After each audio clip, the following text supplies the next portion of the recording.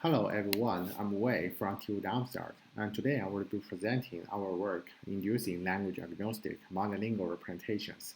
This is a joint work with Stefan Eger, Johanna Spielberg, and Isabel Augenstein. Let's get started with some statistics about languages. There are about 7,000 languages in the world. Most of them are being found in Asia, Africa, Pacific, and the Americas. On the left, we see the Mandarin, English, Hindi, and Spanish have most of speakers. If some languages are similar in terms of the topologies, and then they will be grouped into the same language families. And oftentimes, some language families fits geographical families very well. For examples, German, Dutch, and Danish are geographically close, and they are also in the same language families called Germanic families. Due to the massive languages in the world, it's very important to build NLP systems which can serve all world existing languages. The standard paradigm to do this is cross-lingual transfer learning. First, we pre-trained a very large transformers on Wikipedia data for many languages using masked language models, where we randomly mask some input words and then we ask the transformer to predict them. In this ways, we can get the high quality representations for many languages. Next, we fine tune these representations in transformers uh, using English and tasks. And then we phrase the parameters in these transformers to make model predictions for different languages. This is called a cross-lingual transfer, which is a very attractive weapon, but it's not perfect. For examples, on the XN tasks, which is a very popular benchmark dataset um, in cross-lingual setup, we see the performance transfer is very bad on some languages like Bulgarian and Greek, which are not similar to English. And we found two factors which are very crucial to the success of cross-lingual transfer. The first is language similarity between source and target languages, and which this is kind of self-explainable. And the next factor is the size of Wikipedia data for target languages, because the transformer will get portrayed very badly if target languages only have very little Wikipedia data. Also, some languages, like Germans, that are resource rich and similar to English, but the performance gap is still very big. The first reasons is the vector spaces of source and target languages are badly aligned.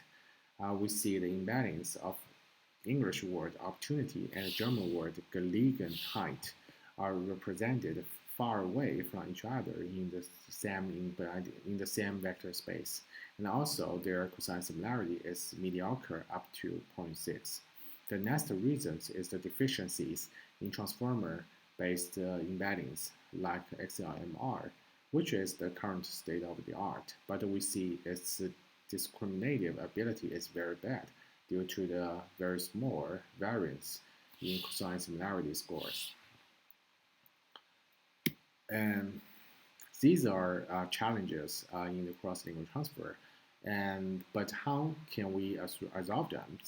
And let's look into the embeddings. On the left, we see the average embeddings of languages are presented in the same vector space in a way that they are if they are in the same language families, and they often represented more closely, uh, like Germanic languages, German and Dutch. This indicates language identity, language identity signals are stored in the monolingual embeddings, which make cross-lingual transfer difficult to work. Um, okay, so we questions if one can remove these language signals and produce language agnostic embeddings. In this work, we make a trilogy to do that. Recall that we say the vector space of languages are misaligned.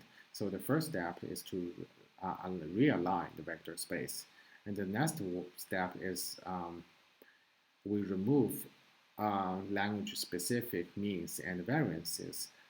So the monolingual embeddings of different languages will be constrained into the same distribution with zero mean and unit variance.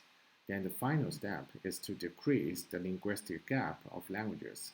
For example, some languages may have different morphological inflections and different word orders. So we just manipulate the input test to remove such linguistic difference. Let's first see the vector space alignment. Suppose we have a parallel corpus. And for examples,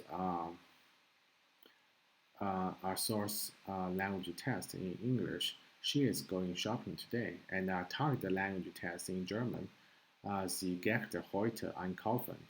Then we can see the word alignments like she and sie, going and get.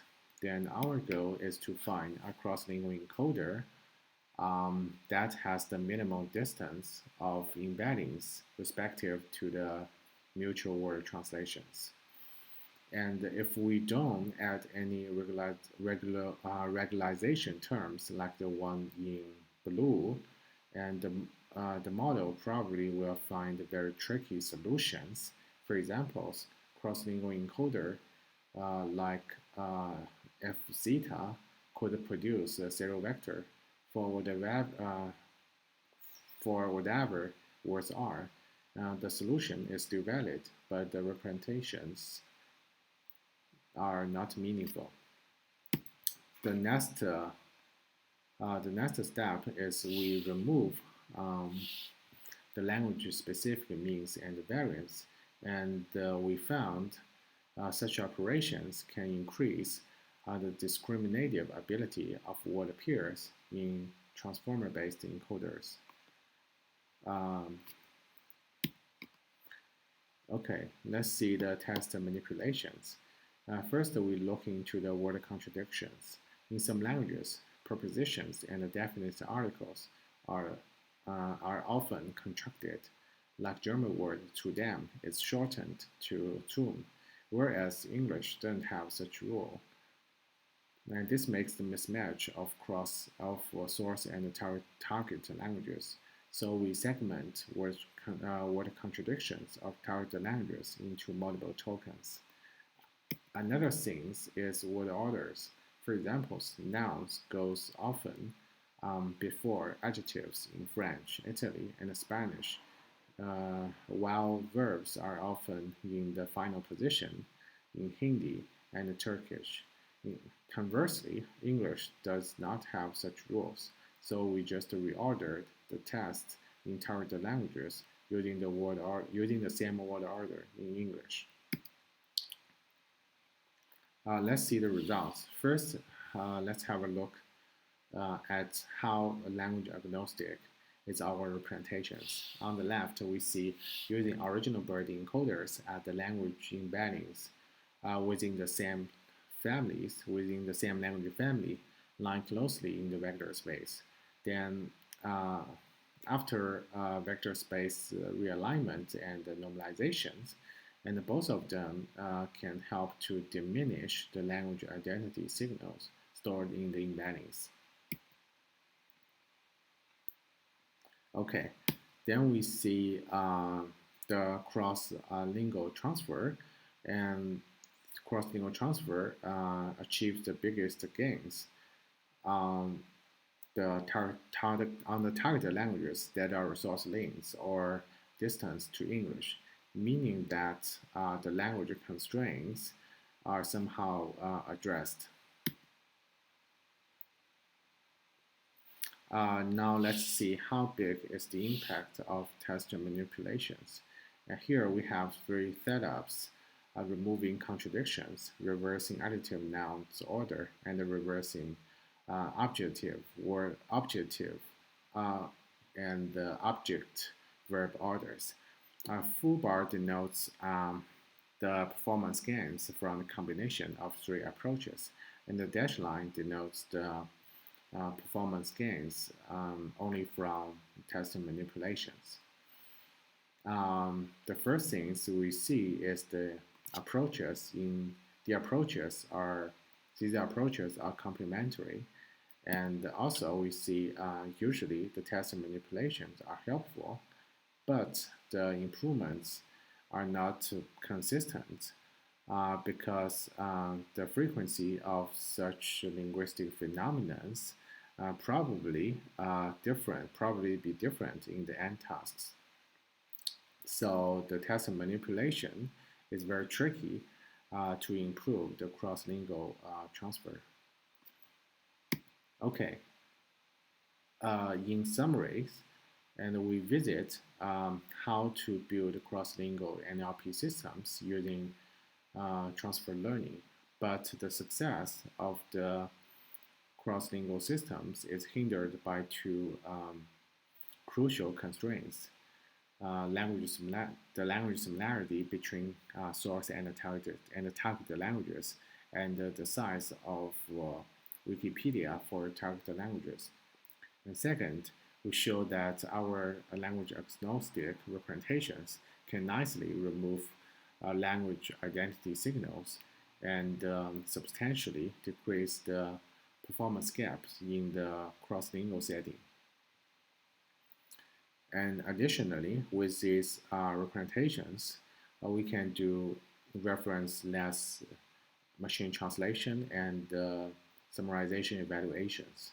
For examples, we can just measure the translation quality by comparing the system translations with the source language tests using our cross-lingual embeddings, which removes the needs of costly human references. That's all. Please feel free to reach out if you have other questions. Thank you.